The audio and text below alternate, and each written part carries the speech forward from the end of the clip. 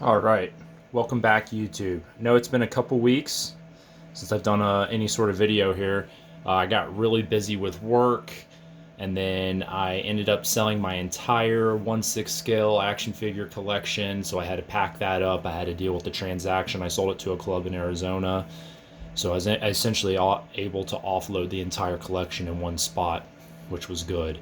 It was I didn't have the room to display the collection completely. I had vehicles shoved into every nook and cranny of my house, and the figures were in my family room. So it was just time to get rid of them. They were mainly from my previous marriage, anyways. So a lot of bad memories associated with them in that respect. But I did paint two figures, two horses and two figures while I was gone. So I still got some basing to do on these guys, but these are my middle and I'd say middle Republican cavalry. And the reason why I say middle is I'm reading a book on Republican Roman cavalry, and it's an interesting subject because Roman cavalry gets a really bad rap, and I think a lot of it's unfounded. It almost all comes from the Second Punic War, but really Roman cavalry was pretty contemporary with all of its peers. Like it really wasn't worse or better. I think it was on par. It did its job, and it did its job effectively most time. And during the Second Punic War, it got rolled by the Numidians a lot. But the Numidians were considered to be the best horsemen in the world at that time. And not only that, you had a commander, Hannibal, and his, brothers-in-law and brothers that knew how to command them very well. So Roman cavalry gets a really bad rap, but you know, Triarius made a video about this too. Roman consuls typically, when it was a single consul leading an army, that consul would attach himself to the cavalry.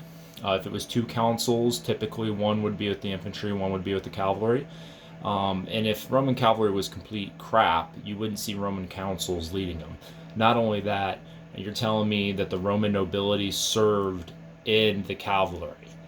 Equites are the gentrified nobility of Rome. And if the cavalry was so bad, why are they sending their youngest and brightest and richest to go serve in it, right? That could be a thing associated with risk in there as well. It's a little less risky than being in the infantry. But Roman cavalry, in all honesty, was uh, probably on par with the rest of the Mediterranean world at the time. Maybe not certain units depending on the time, like the Numidians or Alexander's Agema, during when he was alive. But yeah, so we got 12 guys. Now I only painted two of these myself. The other 10 came from Holy Diver, and I'm rebasing them. Uh, but these guys, I think they're pretty representative of middle Republican era. They have a mixture of chainmail and muscled cuirasses. They all have red capes and red tunics. I did the officer in a blue tunic with a red cape. They don't have shield transfers, just red shields. I'm going to keep them like that. Yeah, but other than that, I think these guys will be pretty good to represent Roman cavalry from around the time of the First Punic War all the way through the Macedonian Wars. There seems to be a weird phenomenon that by the time Sulla came to power um, after the wars with the Italians for the Italian rights, what did they call it? The oh shit. Oh man, I was just reading about it the other week. Oh, that's gonna drive me crazy. I gotta look it up. The Social War. Okay, I remember that. The Social War. So Roman and Italian cavalry seemed to disappear from Roman service after the Social War, and Romans started outsourcing their cavalry to auxilia and foreign, I mean non-Italian and Roman peoples for their cavalry. So you wouldn't have been seeing these guys after the Social War. So I think these guys are indicative because they're 100% in Roman equipment. They have a mixture of Attic. Yeah, it looks like they got a mixture of Attic and Boeotian helmets and chainmail muscled cuirasses. and they got the traditional round-spined Roman shield there. So that's my goal, is I want to use these guys for First Punic War all the way through the Macedonian Wars. The figures, the 10 that I got from Holy Diver, they are Warlord. Now, he did not have a command figure. For some reason, he had a musician, but he did not have a commander and a standard bearer. And that was unacceptable to me. So I went on, and I noticed the miniatures were really, really small. So I was like, who makes small 28mm miniatures? And I was like, Essex. Because the horses looked really skinny to me. So I went on to Essex here. And we might have to show some of these guys a little close. But the guys up front here, these are Essex. And I still got to do basing, a little bit of the basing. And I still got to finish the standard. I have the transferred on there. As you can see, these are Essex. This is the officer and the standard bearer. And I painted them up. I like the way the horses turned out. Did one in a black horse, one in a light brown horse. But I did one side of the brown horse a little bit better. I don't think I mixed my paints well enough, and the blending wasn't as smooth as I would have liked it to have been on part of the horse there. That side, the side you really can't see, it was done really well though. And I still got to matte varnish them. They're a little shiny in some areas. But yeah, those are the Essex. Now the figures are a 1-for-1 match. And I'll hold them up here.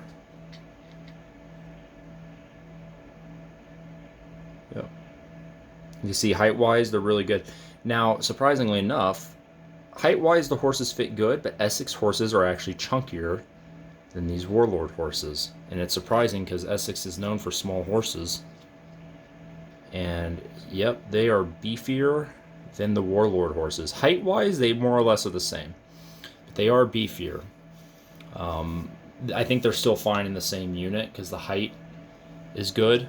The figures are a great match. But, yeah, so that's 12 horsemen there. 10 Warlord, 2 Essex.